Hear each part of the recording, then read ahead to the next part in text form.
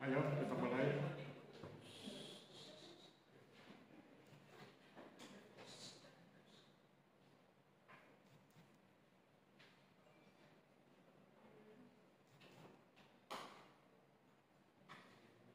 Oke ya, kita mulai. Assalamualaikum warahmatullahi wabarakatuh. Salam sejahtera buat kita semua. Mahasiswa sekalian, terima kasih ya Anda hadir di pertemuan kita yang terakhir. Ini pertemuan perpisahan ya, karena sesudah ini kita nggak ketemu.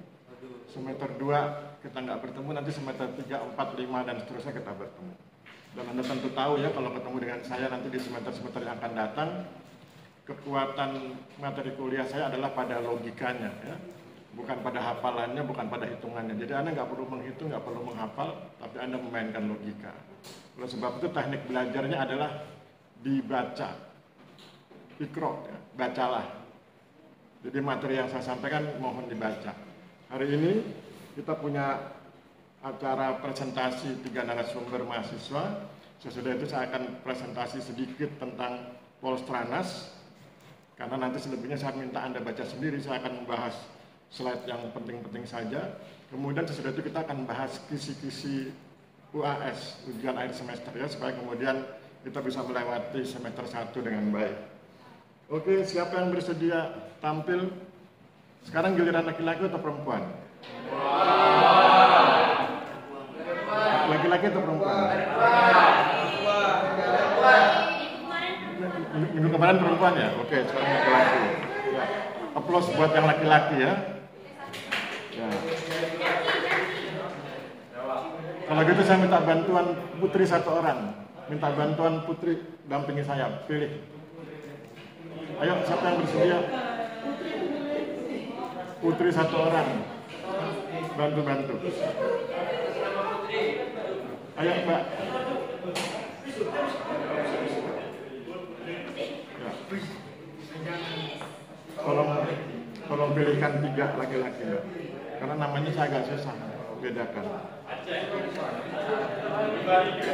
atas. Terserah, dari tengah juga boleh, bebas.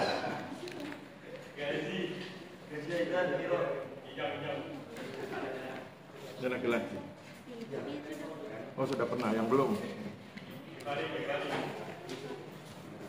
Laki-laki yang belum pernah tampil ya. Ya, 1, kemudian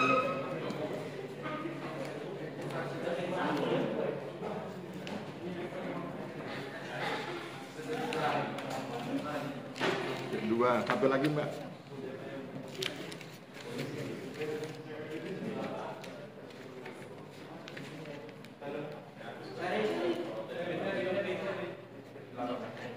Oke, 3. Ya, silakan kembali ke tempat. Terima kasih ya. Mudah-mudahan ini ya. Video 1 laki-laki, seri Andika Putra. Mana orangnya? Oke ya, video 1. Video 2 Muhammad Jaki. Mana orangnya? Hands up. Oke. Video 3 Dimas Cakra. Mana orangnya? Mana Dimas? Oh, ya. Aplaus buat mereka bertiga.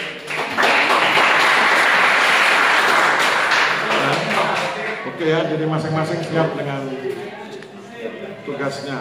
Oke, video 1 siapa tadi? Yang putri mohon bersiap memberi pertanyaan ya.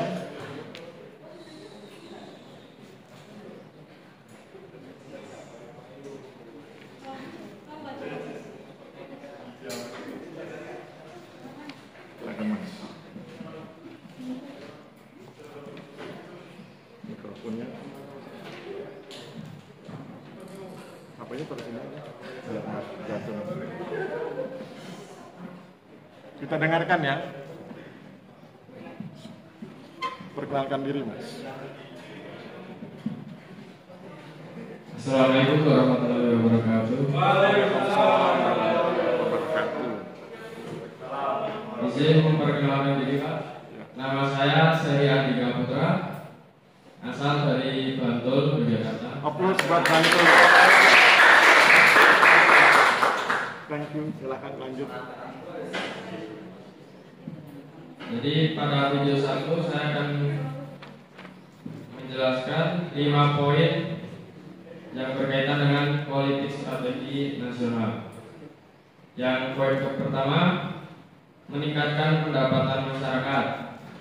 Ekoturisme dapat menjadi sumber pendapatan baru bagi masyarakat di lereng Merapi. Hal ini dapat dilakukan dengan mengembangkan berbagai produk dan jasa wisata yang berbasis alam dan budaya. Kemudian poin kedua, melestarikan lingkungan. Dapat menjadi alat untuk melestarikan lingkungan di lereng Merapi. Hal ini dapat dilakukan dengan menerapkan prinsip-prinsip konservasi dalam pengembangan wisata. Kemudian poin yang ketiga, meningkatkan kesadaran masyarakat. Ini dapat meningkatkan kesadaran masyarakat akan pentingnya menjaga lingkungan. Hal ini dapat dilakukan melalui edukasi dan sosialisasi kepada masyarakat. Kemudian poin yang keempat, mengembangkan potensi daerah. Menjadi sarana untuk mengembangkan daerah. Hal ini dapat dilakukan dengan memanfaatkan SOA dan budaya yang ada di lereng Merapi. Kemudian poin yang kelima, memperkuat integrasi antar wilayah. Hal ini dapat dilakukan dengan mengembangkan kerjasama antar daerah yang memiliki potensi wisata alam dan budaya yang saling melengkapi. Ya.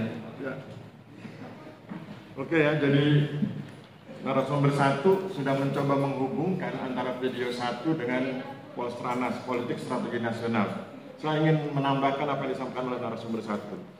Kalau kita bicara tentang Polstranas, politik strategi nasional, Anda harus ambil kata kuncinya, keywordnya, yaitu politik, strategi, dan nasional. Kalau kita bicara nasional, berarti kita sedang bicara tentang konteks bangsa dan negara Republik Indonesia. Oke, itu kita kesampingkan. Kemudian kita masuk ke politik dan strategi. Kalau kita bicara tentang politik, itu bicaranya politik dalam bahasa Indonesia dengan huruf akhirnya kan K ya. Politik dalam bahasa Indonesia, dalam bahasa Inggris bisa dimaknai 2. Makna pertama politik pakai CS dan policy kebijakan. Politik yang pakai CS itu dimaknai sebagai kekuasaan, kewenangan. Maka kemudian kalau Anda perhatikan debat capres itu bicara tentang politik dalam arti kekuasaan, di mana para tokoh pemimpin kita sedang berjuang mendapatkan kekuasaan dengan cara yang konstitusional. Oke, itu maknanya. Kemudian kalau bicara strategi, itu bicara tentang program jangka panjang. Jadi semua dibangun bertahap, kemudian tujuannya yaitu untuk mencapai tujuan bersama. Nah, dalam konteks lereng Merapi, maka Anda bisa lihat hal yang berkaitan dengan kekuasaan. Anda tentu paham bahwa wilayah ini punya pemimpin utama, yaitu presiden yang menangani seluruh wilayah, dan kemudian kebijakan beliau nanti akan kemudian diturunkan sampai ke level daerah. Kalau Anda perhatikan konteks Merapi, maka Anda paham bahwa mengapa kemudian sahabat-sahabat kita di daerah istimewa Yogyakarta berusaha agar bencana lereng Merapi, erupsi Merapi itu bisa dimaknai sebagai bencana nasional. Sesudah itu berhasil disampaikan dan kemudian pemerintah pusat mengumumkan bahwa erupsi Merapi merupakan bencana nasional, maka kemudian bantuan segera mengalir dan langkah-langkah cepat segera dilakukan.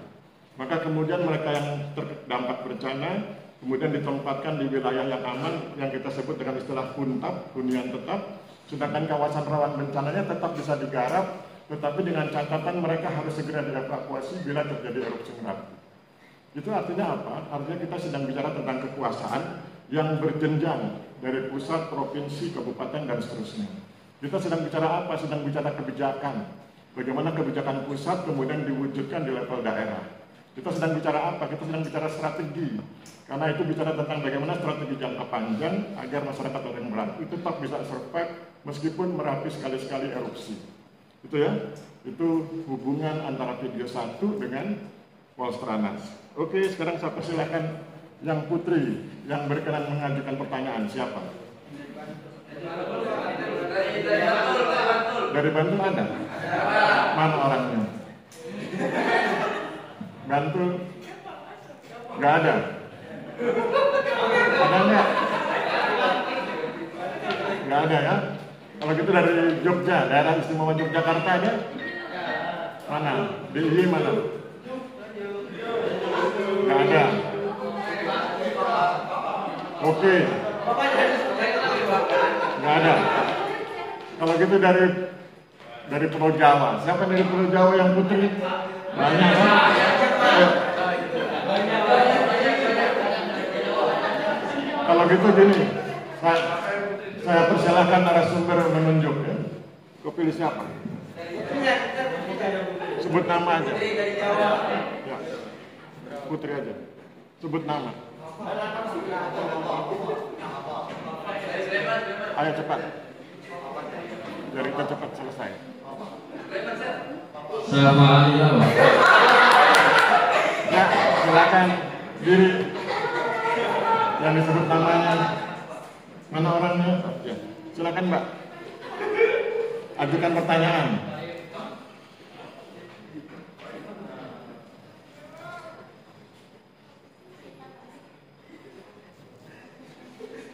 Masa bikin pertanyaan aja susah, apalagi jawabnya. Ayo.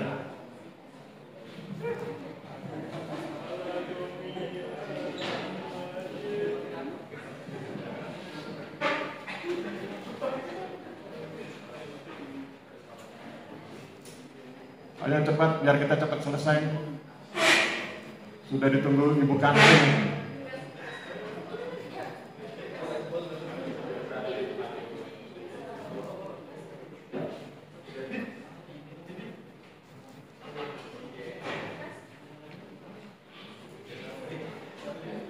Nggak usah susah-susah bikin pertanyaannya, yang penting tanya aja. Jangan yang susah buat dosennya.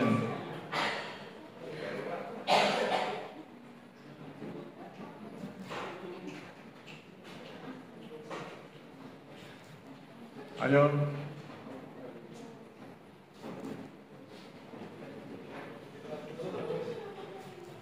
Ini sekaligus nasihat buat yang lain ya. Jadi kalau Anda diminta, ayo buat pertanyaan, gunakan 5 kata ya. What, where, when, why, how. 4W 1H. Itu rumus untuk bikin pertanyaan. Nanti kalau Anda bikin skripsi Anda itu kan harus ada pertanyaannya. Di setiap skripsi harus ada pertanyaan dan itu masuk di rumusan masalah. Rumusnya itu 4W 1H. What, when, where, why, how. Jangan dipikirkan jawabannya, pertanyaannya aja yang jawab biar narasumber.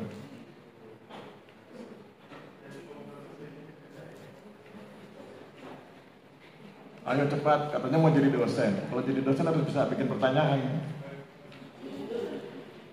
Ya, kita dengarkan ya.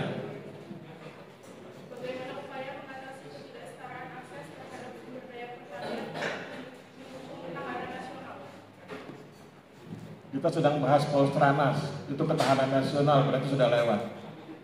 Ya, yang lain sudah lama mikirnya salah lagi. Jangan ketahanan nasional, kita sedang bicara Polstranas. Yang laki-laki Bantul ada nggak selain dia? Nggak ada. Oke.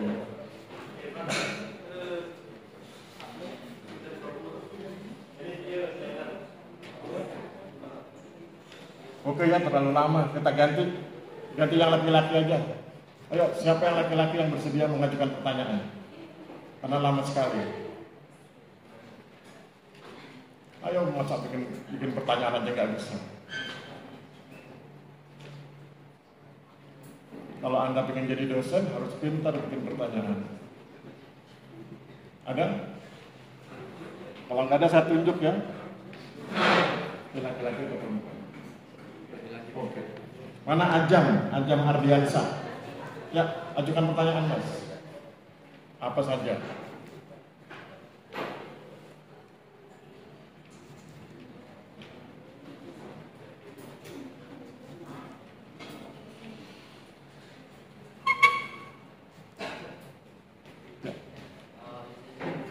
Ya. Saya Azam Marianisa bertanya tentang politik strategi nasional. Dari poin yang sudah kita dapat, Mas Heri, bagaimana implementasi politik strategi nasional yang sebagai tujuan untuk strategisnya dalam jangka panjang, maksudnya nilai tersebut apa korelasinya dengan kualitas strategi nasional maupun jangka strategi? Ya, oke, bisa paham ya? Bisa? Apa kaitan poin yang disampaikan dengan strategi jangka panjang dalam konteks Polsranas, kira-kira gitu ya? Kaitan antara poin yang Anda sampaikan barusan itu dengan strategi jangka panjang dalam konteks Polsranas. Saya pikir bisa. Yuk kita dengarkan. Strategi jangka panjang untuk masa depan.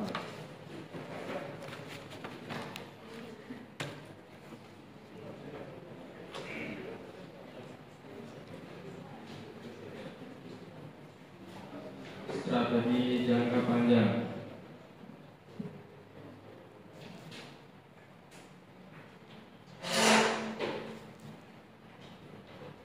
Pada poin yang saya bahas terdapat dilakukannya dengan pengembangan berbagai produk dan jasa wisata yang berbasis alam dan budaya. Itu mungkin termasuk jangka panjang. Kemudian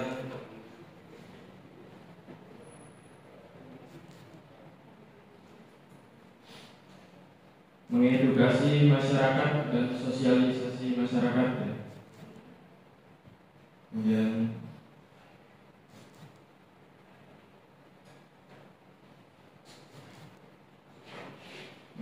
mengembangkan kerjasama antar daerah yang memiliki potensi wisata alam dan budaya yang saling melengkapi. Oke ya, saya tambahkan. Perhatikan pertanyaannya. Pertanyaannya adalah apa hubungan, relasi atau korelasi antara yang beliau sampaikan yang 5 poin itu dengan strategi jangka panjang dalam bingkai dalam konteks Polsranas. Kalau Anda mendengar kata strategi jangka panjang berarti bicara tentang masa depan. Kalau Anda bicara tentang masa depan, lihat substansi yang beliau sampaikan. Berkali-kali beliau bilang ekoturism. Poin 1 ekoturism, poin 2 ekoturism, poin 3 ekoturism, poin 4 ekoturism. Baru kemudian poin 5 juga masa ekoturism. Jadi ekoturism itu adalah wisata masa depan. Jadi di masa depan itu wisata itu ekoturism. Memanfaatkan kondisi lingkungan alam setempat karena itu menjadi sesuatu yang menarik. Kenapa menarik? Karena tiap daerah beda-beda. Kalau kita bicara tentang objek-objek tertentu yang bersifat fisikal, yang non-alami, itu kan bisa dibuat di mana saja. Monas bisa dibuat di Jakarta, bisa dibuat di tempat yang lain.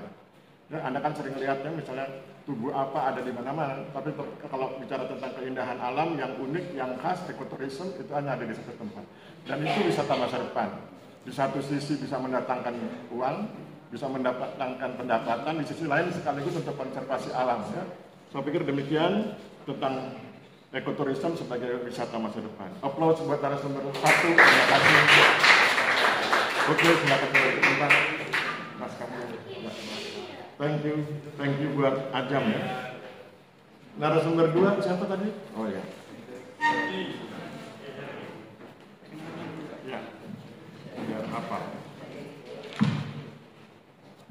Yuk kita dengarkan.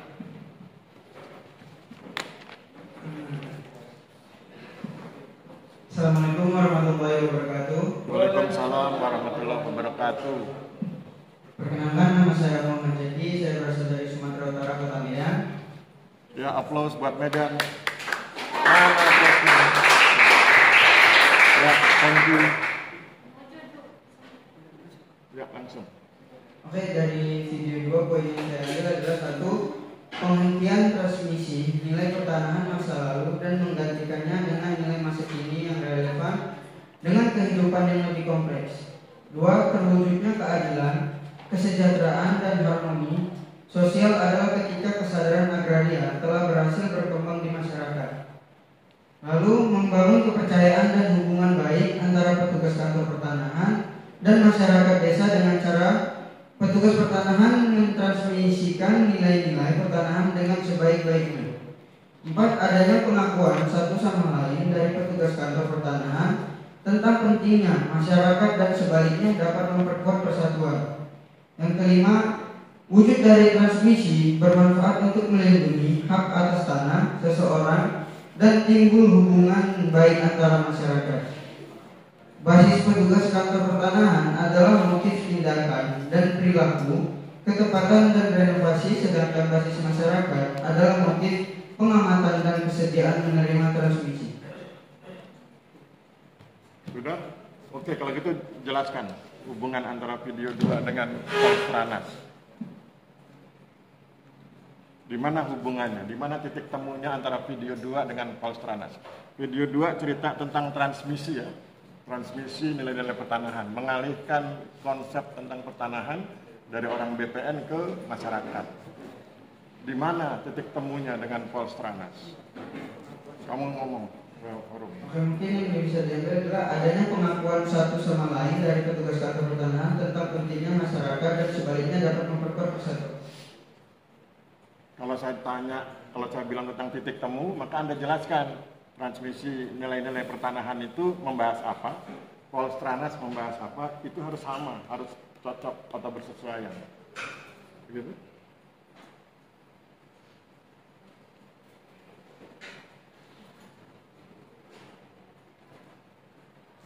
Bisa?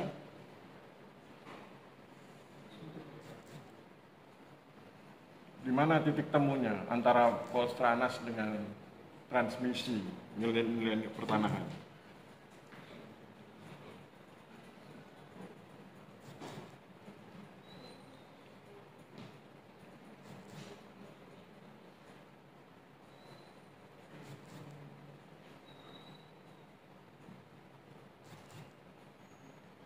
Nggak bisa?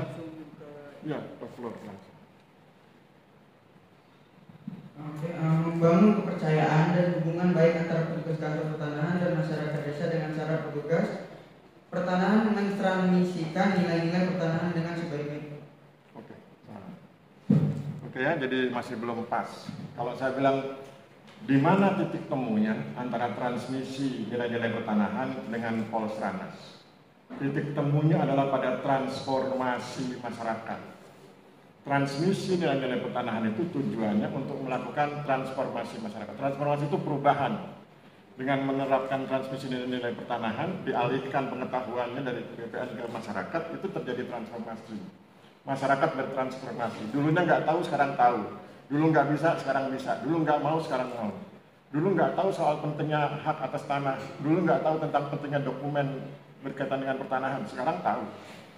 Dulu nggak bersedia bikin tanda batas dengan menggunakan tugu atau patok, sekarang bersedia. Itu namanya transformasi. Bagaimana dengan Polstranas? Polstranas juga bertujuan mentransformasi masyarakat.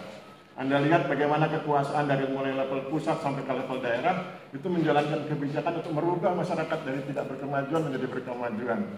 Jadi titik temunya adalah pada transformasi masyarakat. Oke, sekarang saya persilakan yang putri. Siapa di antara Anda yang putri yang berkenan mengajukan pertanyaan kepada narasumber 2? Nggak ada?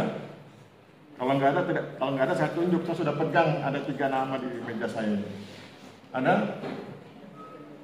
Oke, kalau nggak ada saya tunjuk ya. Mana? Kurang tinggi, nggak kelihatan. Oh iya. Silakan Mbak.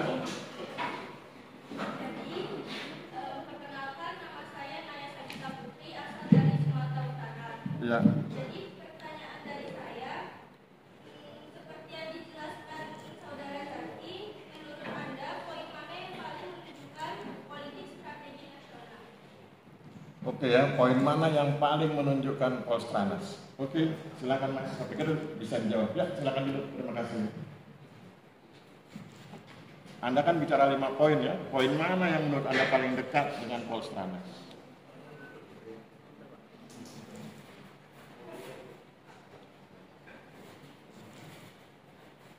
Ayo cepat. Sekarang sudah jam 8.56. Ya.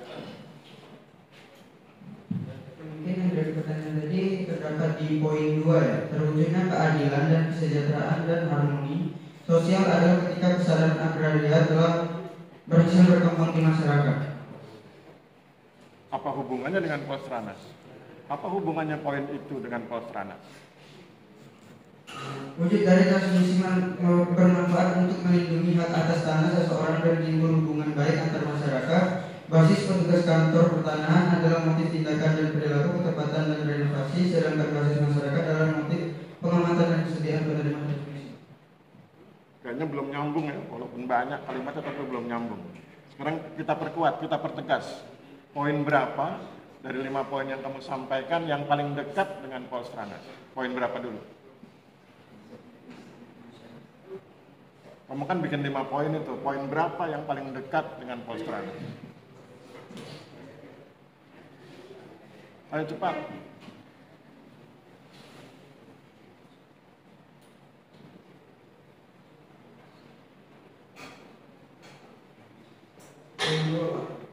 Poin 2, keywordnya apa? Kata kuncinya apa poin 2? Kesejahteraan.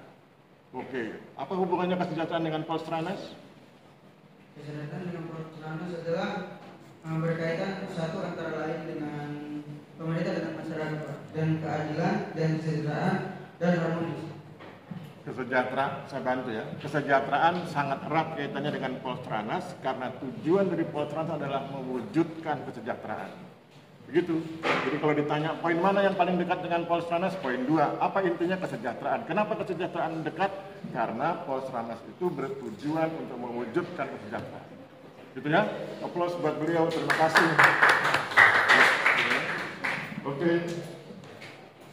Berikutnya yang ketiga.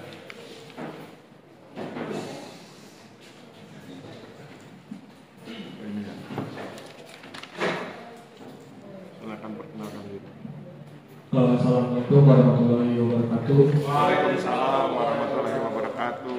Perkenalkan, nama saya Dimas Cakra Adiputra. Saya berasal dari Kabupaten Pacitan, Provinsi Jawa Timur. Ya, aplaus buat Pacitan. Yang putri Pacitan ada nggak? Ada. Ya, siap-siap ya. Oke, ya lanjut Mas. Oke, saya akan menjelaskan video ketiga tentang relasi kuasa terhadap politik strategi nasional.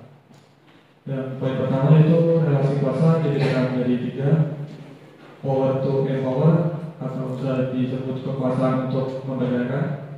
Yang kedua, power over, kekuasaan untuk mendominasi. Yang ketiga, power reaction atau reaksi terhadap kekuasaan. Poin kedua, strategi pertahanan, strategi penguasaan tanah, strategi pemilikan tanah, strategi pemanfaatan tanah, dan strategi pemilikan tanah. Implementasi dari land reform lokal untuk memastikan distribusi tanah yang lebih adil. Poin ketiga, revitalisasi agraris, bertujuan untuk membangkitkan kembali kesadaran masyarakat terhadap pentingnya pertanian dan keberlanjutan sumber daya alam. Poin keempat, suasana pekerjaan di desa pekerjaan itu harapan dan tujuan pemerintah dan pengelola dari kantor pertanahan Kabupaten Purworejo, termasuk meningkatkan kesejahteraan masyarakat melalui peran strategis mereka dalam mengelola pertanahan.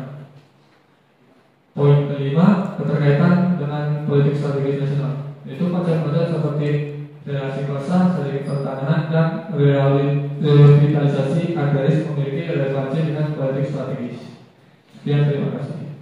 Oke, saya pikir sudah jelas ya hubungannya video 3 dengan Polstranas. Siapa yang putri yang bersedia? Oh tadi ya, yang sama-sama Pacitan. Ya, silakan Mbak.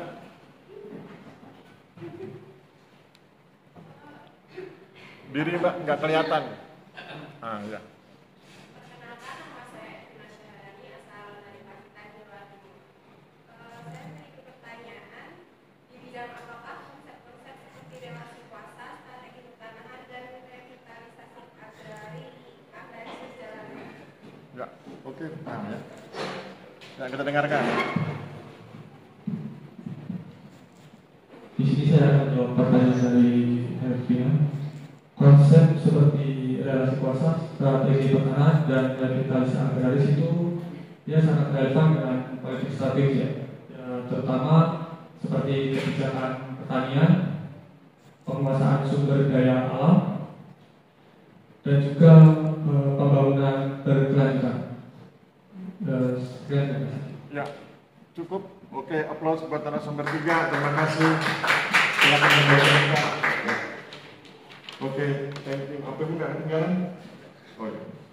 Oke ya, saya pikir cukup narasumber 1, 2, 3 dan pembahas 1, 2, 3. Sekarang silakan buka WA Group. Saya ingin tunjukkan pada Anda hal-hal penting yang bisa dilihat di PowerPoint.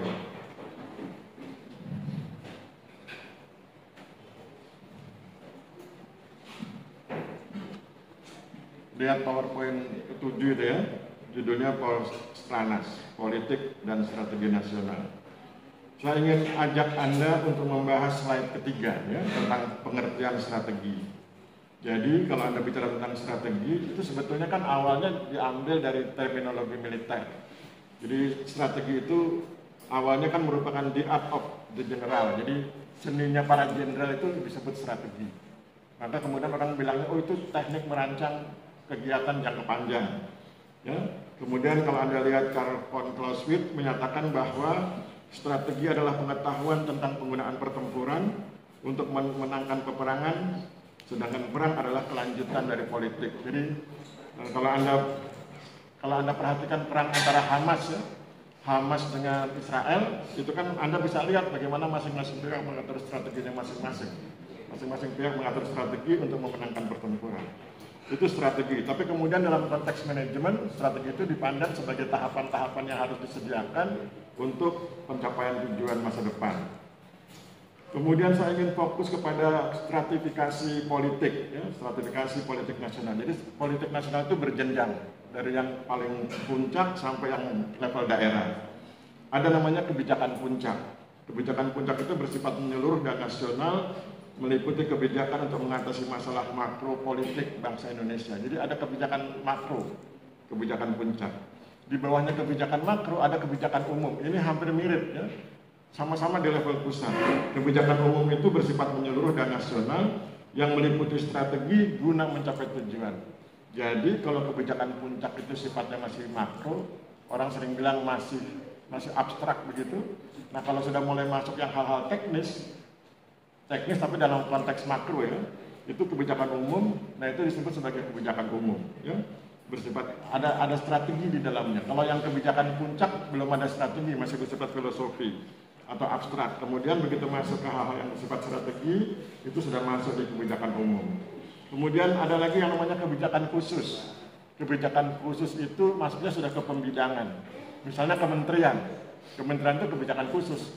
Kementerian ATR BPN berarti kebijakan khusus di bidang agraria, pertanahan, dan tata ruang. Kemudian ada Kementerian Kelautan, itu berarti bicara tentang kebijakan di bidang kelautan. Nah, kemudian ada lagi kebijakan teknis. Kebijakan teknis itu kebijakan yang diambil oleh para dirjen. Jadi kalau Anda perhatikan di bawah menteri itu ada dirjen. Misalnya di Kementerian ATR BPN ada dirjen tata ruang. Maka hal-hal teknis yang berkaitan dengan tata ruang itu diputuskan oleh beliau sebagai dirjen tata ruang. Begitu juga kementerian yang lain. Dan nanti kemudian terakhir ada yang disebut dengan kebijakan di daerah. Diambil oleh para bupati dan gubernur gitu ya.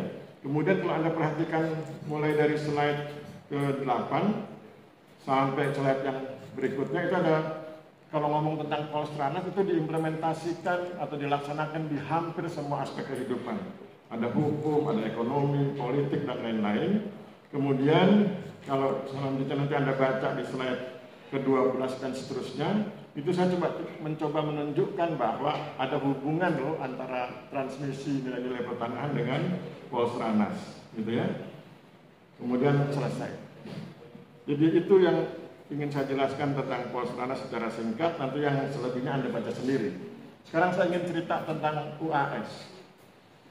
Untuk UAS nanti soalnya cuma 1 halaman. 1 halaman kan nggak mungkin setengah halaman, kan jelek sekali kalau bikin soal cuma setengah halaman. 1 halaman isinya 4 nomor. Ya, isinya 4 nomor. 4 nomor itu nanti saya bagi 2 nomor membahas yang ada di PowerPoint. Makanya nasihat saya adalah baca betul yang ada di PowerPoint dari mulai PowerPoint 1 sampai PowerPoint 7. Karena 2 nomor dari situ. Yang 2 nomor lagi diambil dari deskripsi. Deskripsi yang saya tulis di WA itu, di WhatsApp itu loh. Wawasan Nusantara, bla bla bla, bela negara, kan ada di WA Group ya. Tulisan saya di WA Group tentang wawasan Nusantara, bela negara, dan lain-lain, itu 2 nomor. Jadi 4 nomor. Maka nasihatnya adalah baca, nggak usah dihafal, dibaca saja. Jadi baca yang PowerPoint yang 7 itu, kemudian baca juga yang deskripsi yang ada di WA Group itu, dari mulai bela negara dan seterusnya sampai ke Polstranas. Kalau nanti waktunya masih misalnya Anda punya waktu 2 jam untuk belajar, misalnya setengah jam sudah selesai, bacanya ulang lagi, nggak usah dihafal tapi diulang saja bacanya, kemudian istirahat, minum teh dan lain-lain, kemudian baca lagi. Begitu cara belajarnya. Jadi saya ketika jadi mahasiswa cara belajar saya begitu. Nah yang penting doanya. Jadi apapun agama Anda ya, saya pikir nanti disesuaikan. Tekniknya adalah ketika Anda akan belajar, berdoa pada beliau, pada Tuhan, mohon diizinkan menyerap ilmunya. Seperti orang sedang download itu. Mohon izin pada Tuhan agar ketika Anda baca bisa masuk di memori kepala. Biarkan dia masuk, nah nanti ketika ujian, pengalaman saya, ketika ujian doa lagi, mohon diizinkan mengeluarkan isi memori. Pengalaman saya ketika ujian, itu begitu saya baca soal, ini berebut pengen keluar. Sehingga kemudian yang repot kan tangan kan lama nulisnya. Soalnya cuma pengen cepat keluar. Nah itu pengalaman saya. Maka kemudian saya bisa ranking dan lain sebagainya. Jadi yang penting Tuhannya.